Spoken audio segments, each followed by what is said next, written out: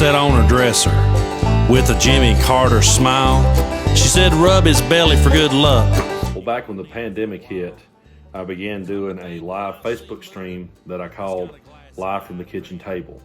And it was a weekly show that I would do where I would just sit here at this table and play music for people that wanted to listen on their phones.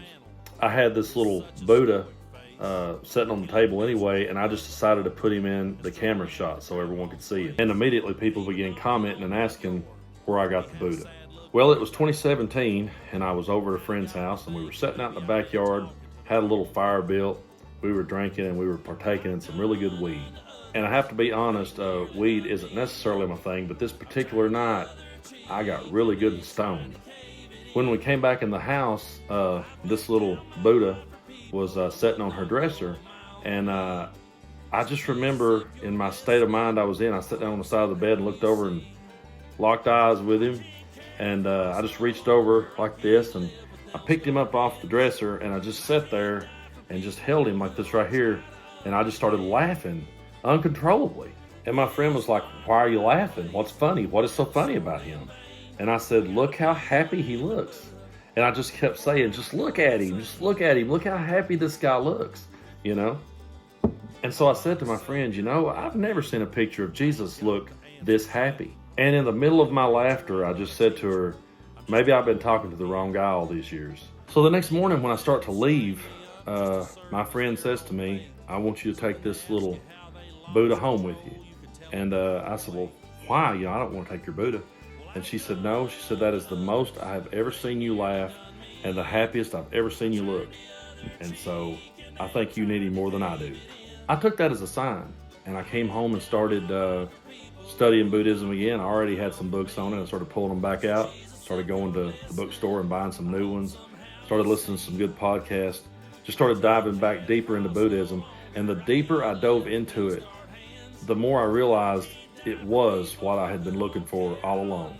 My dad's family was Southern Baptist. My mother's family was Pentecostal. And so I would go back and forth between the two family churches at first. Finally, my dad decides we'll just go to the Pentecostal Church, you know, and so that's where I was raised. And Middlesboro Pentecostal Church in Middlesboro, Kentucky. We did everything but handle the snakes. The preacher would speak in tongues. He would walk on the backs of the pews. I remember him getting up and he would take off running. He was like a 70-some-year-old guy, and he would just perfectly walk from one pew to the next. He would go forward and then backwards with his hands in the air and his eyes closed. And when you're a little kid like that, that will sure as hell make a mark on you. The one thing you was told when you were little was don't ever question nothing you see, and little old me questioned everything. To the point that the Sunday school teacher actually removed me from Sunday school class because in his exact words, Brandon is thinking in the carnal mind, he's asking too many questions and he's confusing the other kids. So the preacher said, well, maybe Brandon's a little bit more advanced than the other kids. Maybe instead of having him back there in the class, maybe we just need to put him out here with the adults. Now I'm seeing all this stuff up front. I'm seeing the laying hands on people. I'm seeing people passing out. Seeing all these things, and I just always asked questions, and it didn't go over very well. When I finally got old enough to just keep on complaining that I didn't want to go, my mom and dad finally said, okay, fine, if you don't want to go, you don't have to. My mom and dad was pretty loose with me growing up. But I remember the one thing I didn't do in the church was get baptized, and my family would always bring that up to me. And so around the year 2000, I attempted to go back to church one more time just to do the baptism. And I was baptized by the Reverend WB Bingham in Middlesboro, Kentucky, who is one of the absolute greatest entertainers that this world has ever known.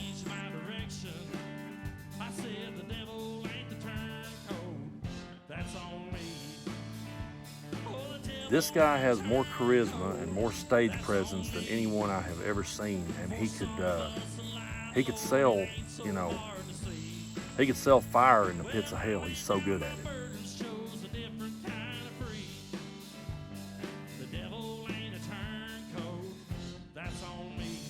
So he and I would sit a couple of times and have these conversations that sometimes went well over an hour.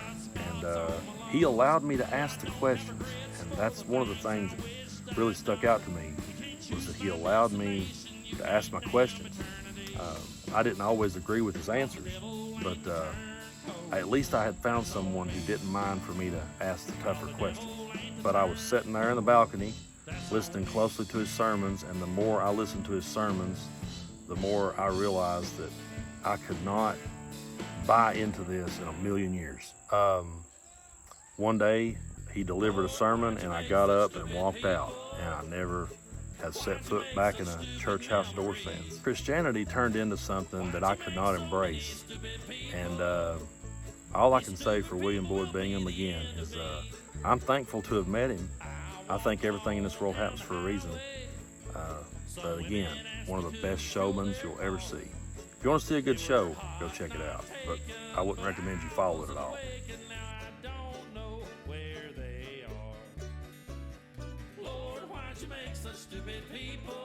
So, around the time that I discovered the Buddha, I also began partaking in mushrooms. Come out here in this very spot, and where I'm sitting, there's farmland in front of me, and there's just trees.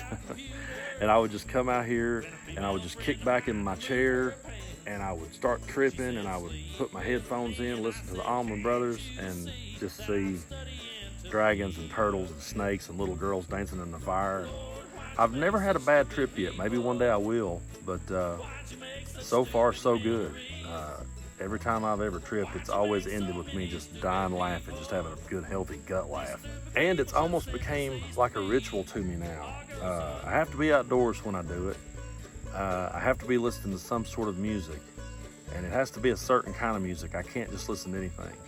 Usually I know it's kind of cliche, but it does kind of have to be Allman Brothers, Grateful Dead. It kind of has to be jam music, or Rocky Erickson or somebody like that. I can't listen to Skinner to trip for some reason. You know, for years, I was pretty much a drunken buffoon, and I am an alcoholic. I was classified at the Nut House as a binge alcoholic, which means I can drink real hard for like days in a row and then stop, and I might not drink for 2 or 3 weeks. I still slip up now and then and become a drunken buffoon, but the mushrooms have definitely helped me to kind of mellow out and just enjoy the ride. I thoroughly enjoy it. It's a fun ride for me and helps my creativity. Like I said, I've never had a bad trip. If I ever did, it wouldn't make me start telling you not to take mushrooms. You know, I've never been one of those people that says, don't do drugs or don't drink or don't do these things. I've always been the kind of person that says, you know, go ahead and do it, know the risk, don't do anything stupid, try not to get yourself killed. Kind of like Lieutenant Dan told Forrest Gump in Vietnam. Just take good care of your feet.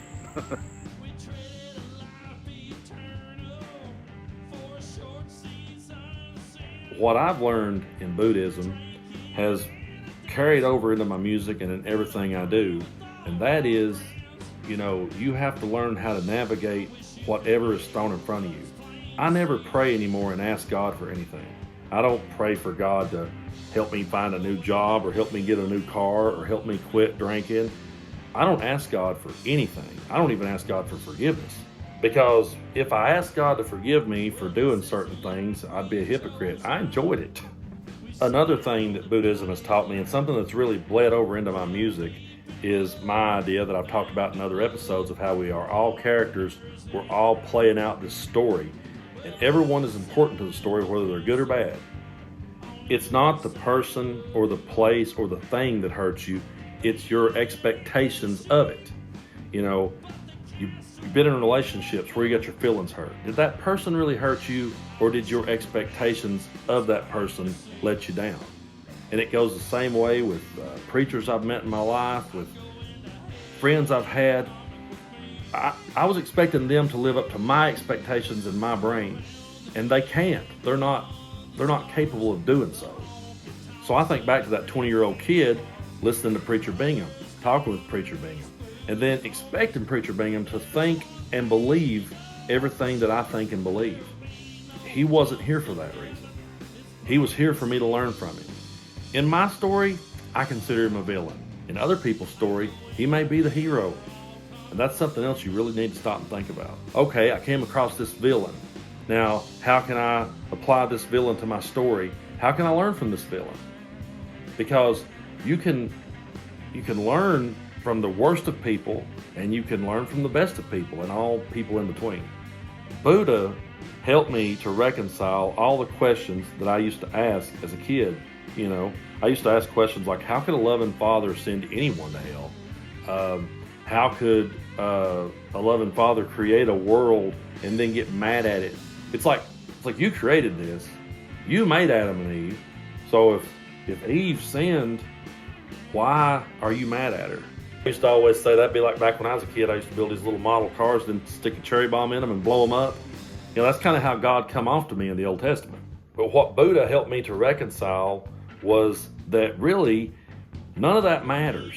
What matters is how can I take this and apply it to my life in a positive way. Any religious text that I've read, and I've pretty much read all of them, I have took the good that I could find out of them, left the rest. And as far as, well, who really wrote this or who really did this, it's really irrelevant. The only thing that matters is, okay, what can I learn from this? You know, I've learned stuff from Billy Graham and I've learned stuff from Anton LaVey. And I think both of them are equally important. So, to the Sunday school teacher who kicked me out of class, I hope you found the answers. To my dear friend who showed me the Buddha. To all the late night binges and the late night trips. To the holy rollers and to the rock and rollers. And to the Buddha who once said, just don't be a fucking asshole.